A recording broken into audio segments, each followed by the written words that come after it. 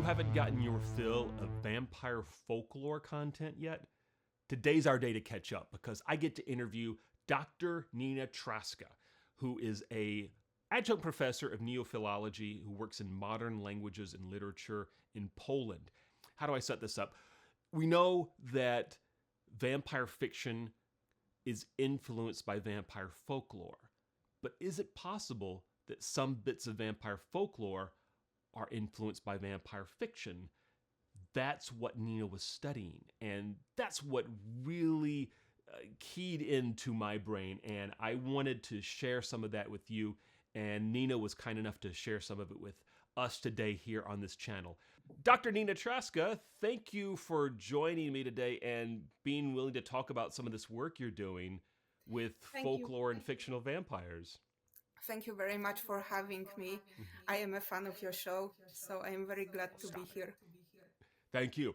You know what? I went and looked up your academic profile at Adam. Am I saying it right? Adam Mickiewicz Adam University, Mickiewicz. and you have the most badass headshot of any professor I've ever seen. I would Thank you. I would 100% take your classes if I saw you. I wouldn't even look at what the list of classes you taught was. I would immediately sign up and take those classes. Thank you. That's nice. So you've been working most recently, you've done a lot of projects, but most recently you've been working on this project that I thought was really fascinating because it's sort of, we usually think of vampire fiction as being influenced by vampire folklore, but you found an area where it kind of has gone both ways. Yeah. How did you come across this? Yes. So my whole research was done in diachronic way. So I've started from sources that was dated like 1645. It was Leo Latios Latin source. And after that, I was going through through other 9 sources. So I have 10 in a summary. And the last one is from 1979. It is a collection of folk accounts collected by Doris Dialektos. I have it with me. So this is this book. And we can see that there are some vampire stories. And the last stories that I've used as a source for my research featured some stories that was, in my opinion, influenced by popular culture. There are not many, but there are like 4 or 5 in total, but I believe that it is enough to talk on this short lecture that I could give. So that's where I found it very interesting that folklore accounts could have been influenced by popular culture, by fiction, not something we usually think of. So, give me an example. What was a piece of folklore, vampire folklore, that you think was kind of reversed engineered by popular culture, by fiction? So, in my opinion, the best one was the story that is numbered in this anthology with the number 23, and it is called in Greek Achlia Tsiskuni. In English, it would be Dust and Ashes. And there we have a story about a vampire who has a wife who is also a vampire, and the wife is killed by a vampire hunter, professional vampire hunter, but it is nothing foreign to the Greek folklore because there were vampire hunters in Greece, and he killed the wife of the Vrikolakas, and after that the male Vrikolakas sought revenge. So he was trying to kill the vampire hunter. They were fighting through the whole night, and In the crucial moment, the vampire hunter is kicking the door open, and the sun, the sunshine is getting to the room, to the place that they were fighting, and kills vampire, and he becomes dust and ashes, as it is in the title. That's a So fascinating story. Do you know when? So that was published in 1979. Do you know when the folklore account came about? I am not sure, but I believe it was collected in 70s. So the person who was collecting it, Doris Dialectos, was at that time collecting the stories. So I believe it is modern, quite modern vampire um, folk account. So I have to ask. Be, well, first of all, I mean, we should establish that these are all Greek stories or Greek island stories, right? Yeah, So we're not talking about Romania. We're not talking about uh, yeah. that part of Eastern Europe. We're talking about Greece, where a lot of very, very, very early vampire accounts come from, and they use the word. I hope I'm saying it right. Bricolage. Vrikolas. Vrikolas. Bricolage. That always trips my tongue up. Yeah, I know. Vrikolakash. Bricolage. Um, uh, so the question I wanted to ask was, when I hear a story like that, especially from the 70s, my head immediately goes, well, is this a folklore account that was more of an urban legend that was made up because somebody saw an action-packed movie where the sunlight killed a vampire, or is it more fluid than that? What do you think? When I am talking about folk account, I mean a story that is false from objective standpoint, but it is true from subjective standpoint. So this is a story that is a recapitulation of allegedly true event that somebody is telling that it happened to them or their family or their loved ones. And it should be a story where the human meets supernatural, and it is told from the perspective that the person is telling us truth. So he is not saying made up story. However, there is a great difference between paramythi, which could be translated as fairy tale, which is fictional from the start till the end. It usually happens long time ago, once upon a time. And Lake Account is a story that is happening in our neighborhood, that and it is usually a story where somebody falls a victim to the supernatural being. So those stories are called in Greek paradoxes.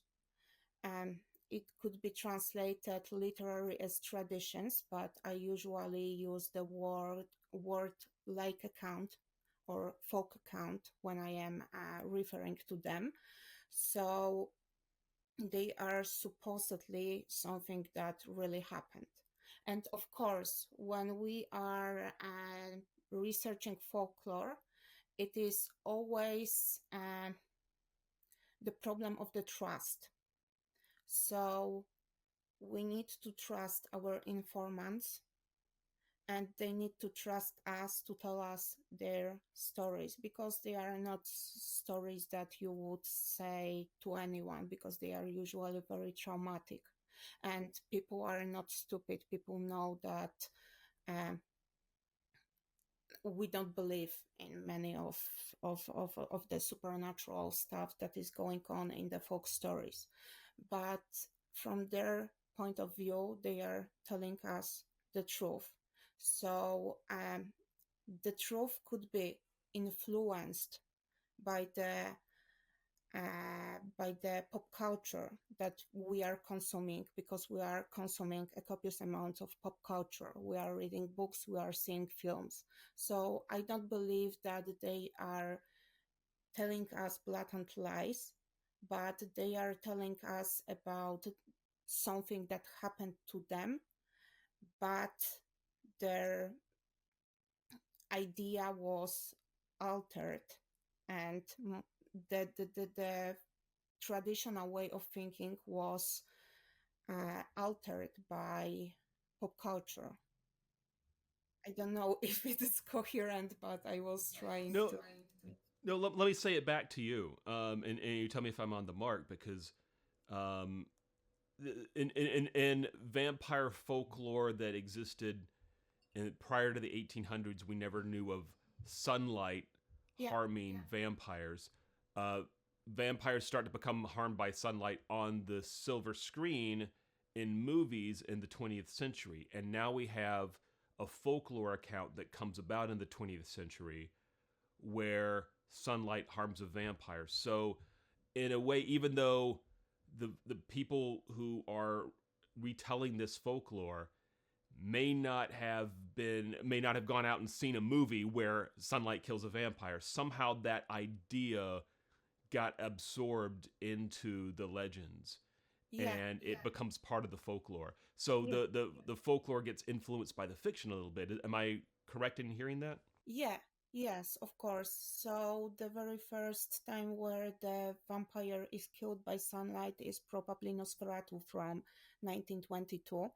And in traditional Greek folk accounts about Vrikolakies, usually vampires are not killed by sunlight. It never happened. I was researching more than 100 vampire stories, vampire narrations, and I have never encountered Vrikolakas who would be killed by sunlight.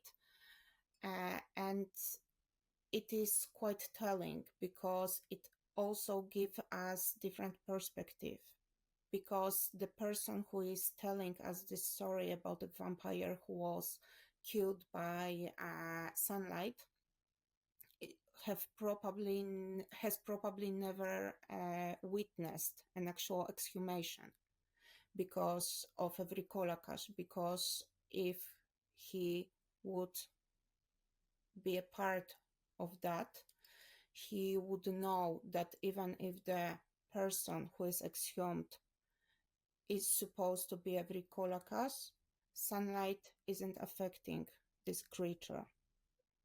Right, that's something we never really talk about. How when a vampire is exhumed in the daytime, almost always Yeah, the sunlight doesn't hurt them. and in Greek, it is really interesting because traditional Greek burial, usually we have the part of inhumation of the body, and after few years there is an exhumation of the body of everybody. So usually they can see if the body is not uh, decayed, so if the decay was delayed. So it could be also why there are so many vampire stories that comes from Greece. You found a few things that were intriguing that might disappoint some vampire fans, like a much less blood drinking than one would think. Yes. So it is very strange for people who know vampires from the pop culture, but in before 1800, um, almost no vampires in Europe were drinking blood. There is an article written by David Keworth, which have title "Was the 18th Century Vampire a Different Kind of Undead Creature?" or something like that, something along the lines. And he stated that from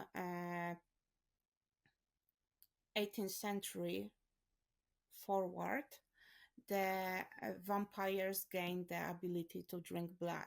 which was non-existent or marginal issue in vampire folklore. However, uh, vampires didn't drink a lot of blood, but people were drinking a lot of blood of suspected vampires. And this is very, very interesting thing.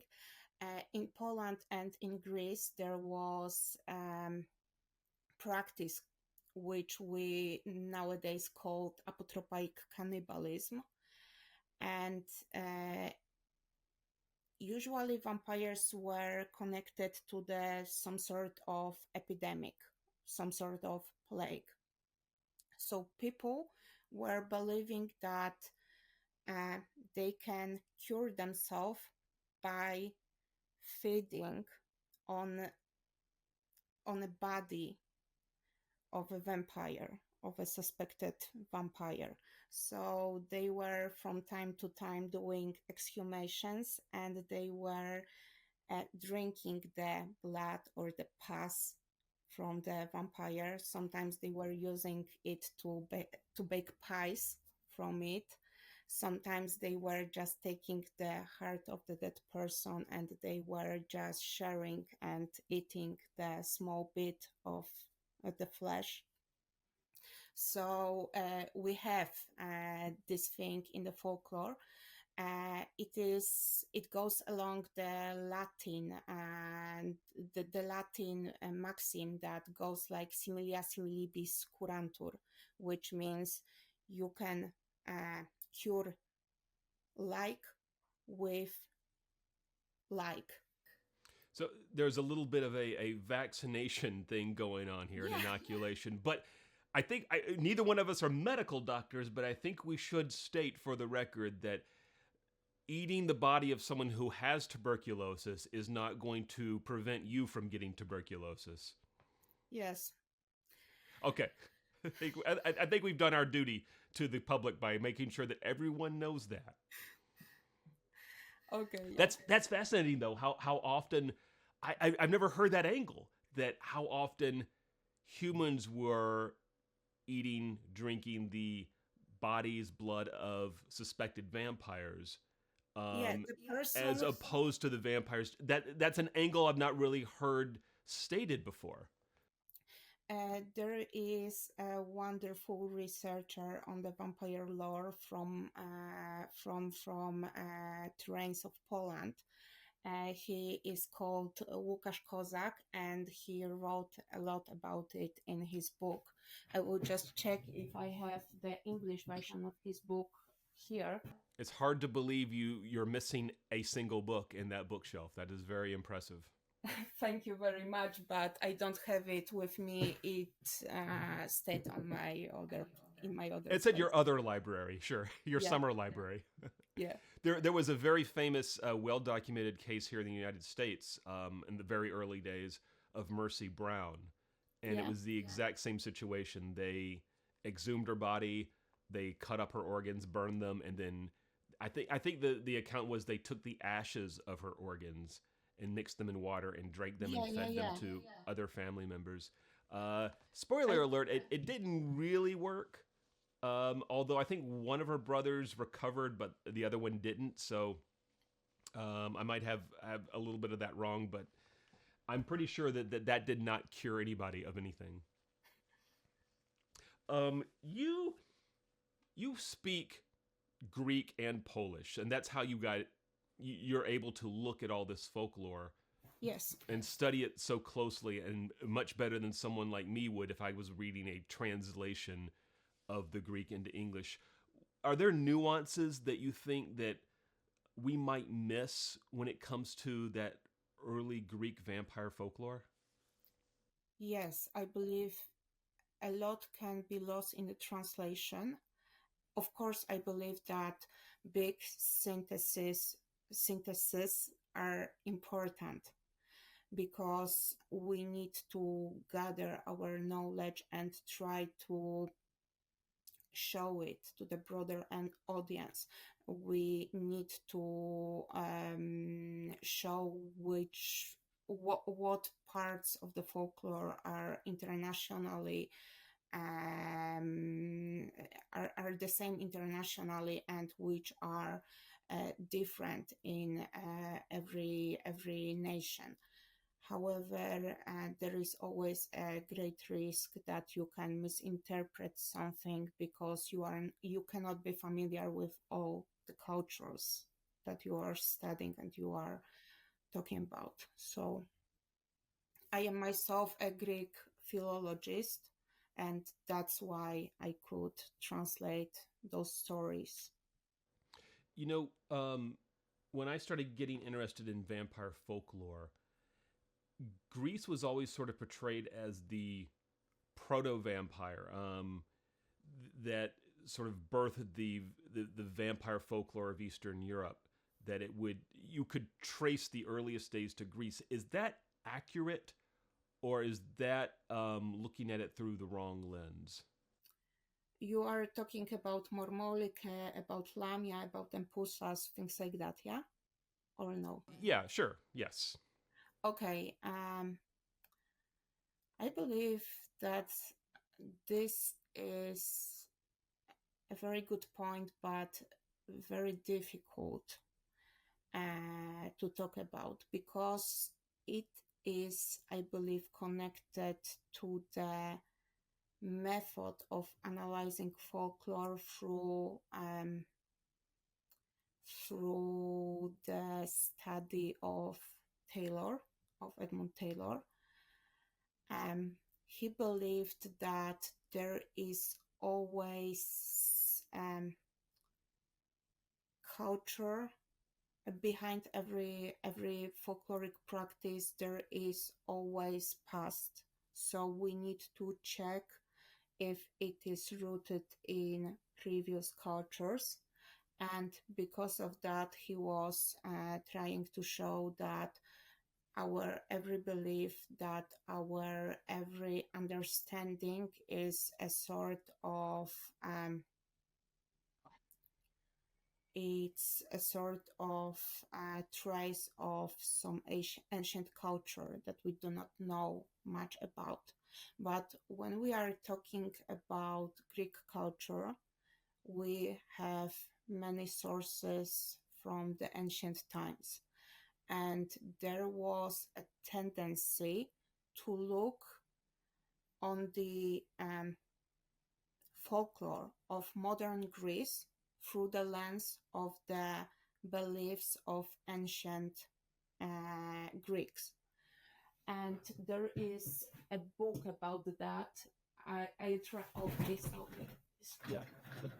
so it is written by John Cadbury-Lawson. It is Modern Greek Folklore and Ancient Greek Religion, and he was trying really hard to find parallels. As you can see, I was reading it quite in quite diligent way. So yeah, so he believed that vampires, Greek vampires, Vrikolakias, could be traced to the ancient times. And there were many other researchers who were believing that, for example, Empusa or Mormolike or Striga could be a predecessor of modern vampire. However, I don't think if we should look at it that way, because when we go to the bottom, the word vampire is oversimplification. And right now, it does not mean anything specific, to be honest. Are you talking about the word vrikrolakas doesn't mean anything specific, or the word vampire? I am speaking about the word vampire because people were thinking that those ancient Greek creatures were not only the predecessors of the Vrikolakas, but also of the pan-European vampire. But the problem is that when we are talking about vampires, we don't really know what do we study what are we researching, because the word vampire was for the very first time recorded in Banat region in 1725 in the case of Peter Blagojevich, and after that it was used once again in 1732 when the case of Arnold Paule was really important, and the word vampire just got viral, just started to be used in similar cases. But what we do know about the very first use of the word vampire, we know that it was recorded by Habsburgian officials who probably didn't know much about the language of the people from Banat, about the language of Serbian peasants, and we don't really have any linguistic evidence that the word vampire was used in that region. So it could be like misheard or a misinterpreted word that just got viral and went into our everyday dictionary. It was quite early used in the literature because the very first poem about the vampire is written by Ossenfelder. I know that you did a short. You're dangerously close to making me just nerd out about Ossenfelder for the next hour, but I'm not going to do that. I'm going to hold back. So our idea of what vampire is was altered through the times, and before that we had different local names that was calling the undead, that we called the undead. So for example, in Poland we had upiory, upiór wieszczy, strzyga. In Greece there were words like vrikolakas, like katahanash, and I don't know, in Romania there were strigoi, strigoica, things like that. And we don't really know if each and every entity who was later labeled as a vampire could be seen in that way. So it is always a problem when we are using modern words to describe something that was in olden days. So I don't really know if we can see Empusa as a vampire. There are people who are saying it that way, and there are people who are not looking on the ancient beliefs, on the ancient mythology, through the lens of modern terminology. And that's okay, I believe. Fair enough. I think a lot of people, myself included, would say that these mythical creatures have unique attributes in each region. They were the creature that solved some problem, some issue that the local folks needed to have, but it's easy for us to lump them all into the vampire bucket together because they seem to share some common traits. Tell me if I'm wrong on this. Almost always we have people coming back from the dead. We have people coming back from the dead to affect those around them in the community, usually in a negative way, making them sick, making the disease, maybe killing them. And what we don't have is we don't have a universal blood drinking. We don't have a universally agreed upon way to get rid of that problem because that seems to change from place to place. And I think in your research, you found that staking, for example, only happens a few times. So in different areas, people have different ways of solving a vampire problem. Is that correct? Yeah, there are some general ideas about killing vampire that are prevalent across Europe. For example, burning the body is usually a very good way of getting rid of a vampire. Fire solves a lot of problems. That's right. Yeah, but I found a lot of stories about piercing a vampire, but usually not always with a wooden stake. So, for example, in my research, you could use a cane. So the cane was made of metal in this story that I have found. I will check just quickly my notes, but you can use a skewer, for example. You can use a saber. I cannot find it in my notes, but saber for sure. You can use mahiri knife to kill the vampire. There is a story where the Vrikolakas is killed by a black-handled knife. I don't know why it's black-handled, but it was important. And but I don't really know, because I found a few different interpretations that were in the stories.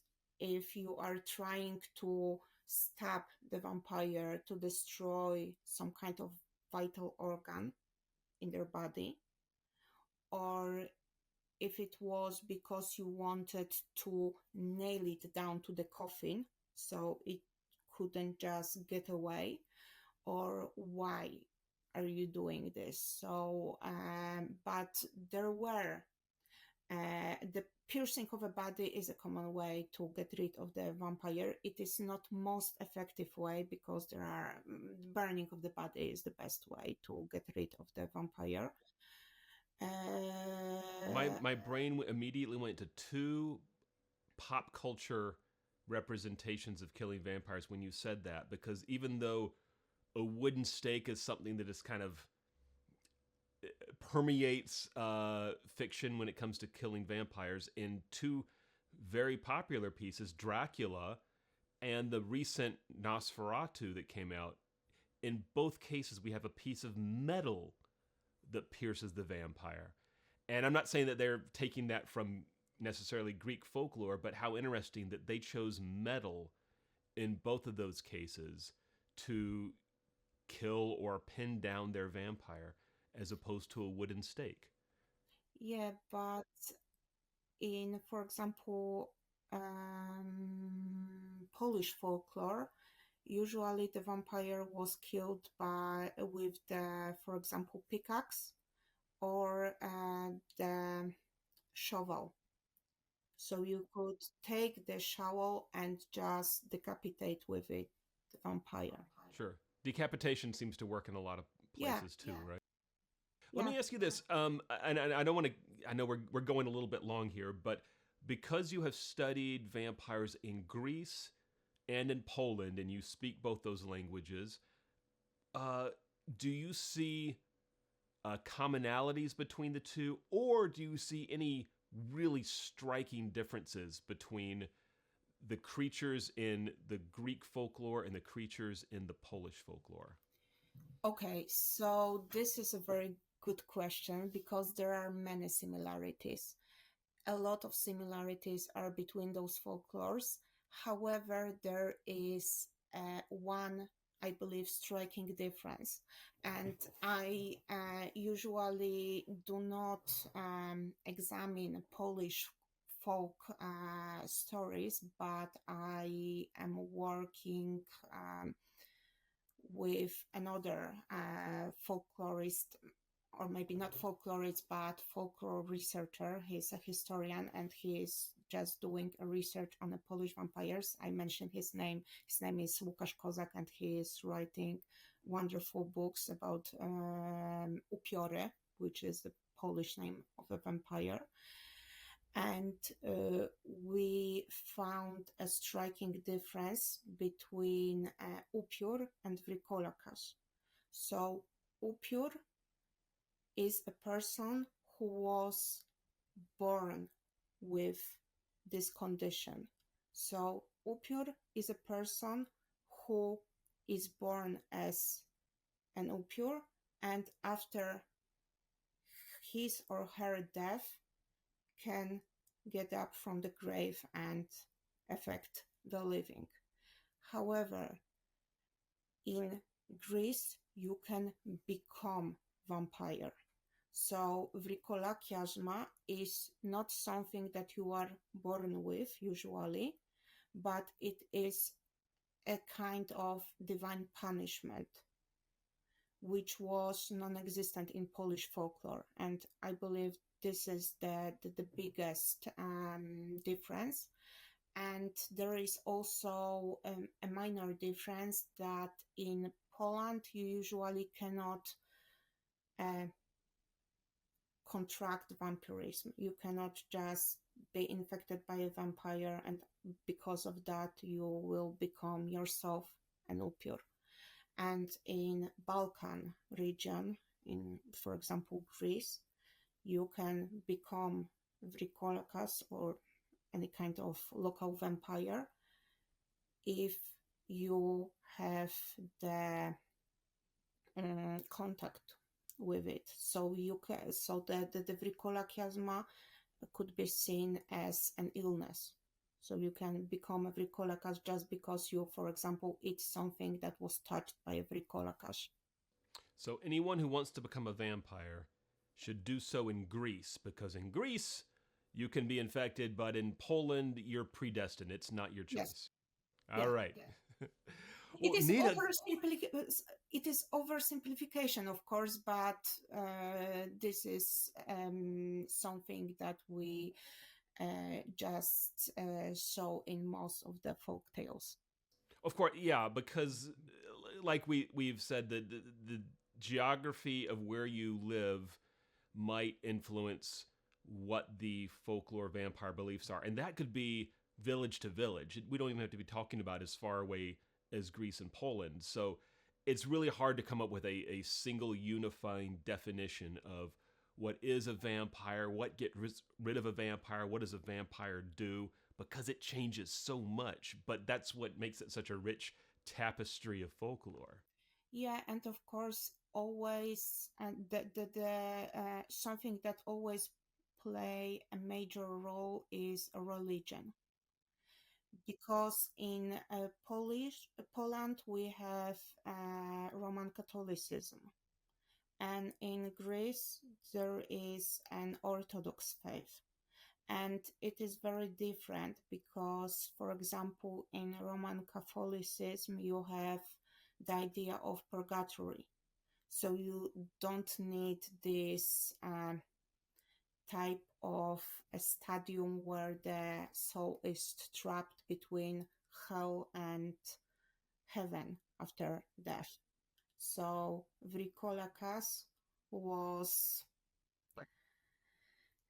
in oversimplified way,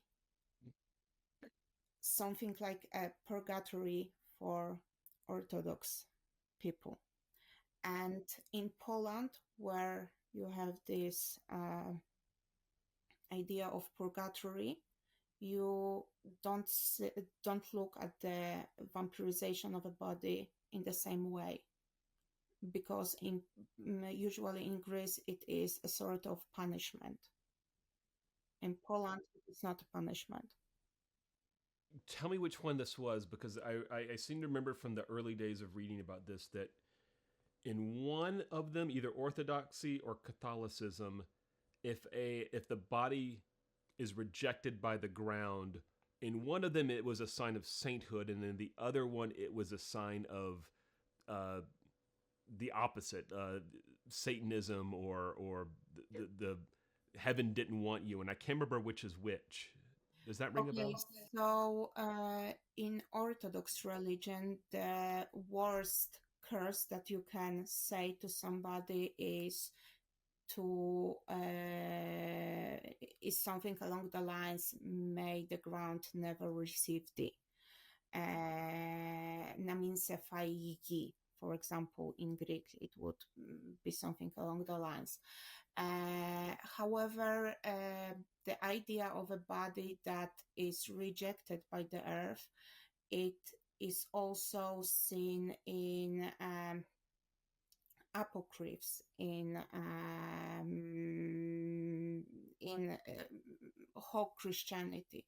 However, usually when you are not decaying after the death, you can be either a saint, either a bricolage. So, Yeah, the line is very thin. yes, but usually, as I know from my studies, there is a huge difference between the look of the bricolacas, of the appearance of the bricolacas, but we are speaking that it is not decayed, that is not eaten by the earth, but it usually does not look like like a body that is without any trace of decay, because it is usually bloated or have discoloration, and you can just see when you look at this body that this is certainly not a saint. This is certainly a bricolage. Well, Nina, I have found this whole conversation fascinating. Uh, are you going to continue working on the feedback loop between fiction and folklore, or have you concluded that study and you're moving on to other things? I am not sure. Right now, I would love to work on publication of my PhD because it is unpublished. I would love to collaborate with somebody to talk about this feedback loop between fiction and folklore, because right now I believe I am stuck on in the dead end, because there are not published stories about Vrikolakies any newer or from the same period that the book written by Doris Dialektos. I would need to go to Leografiko Piętro, which is the center of folklore studies in Greece, just to find another pieces of informations, and that would be interesting, but I don't see how I could do this right now.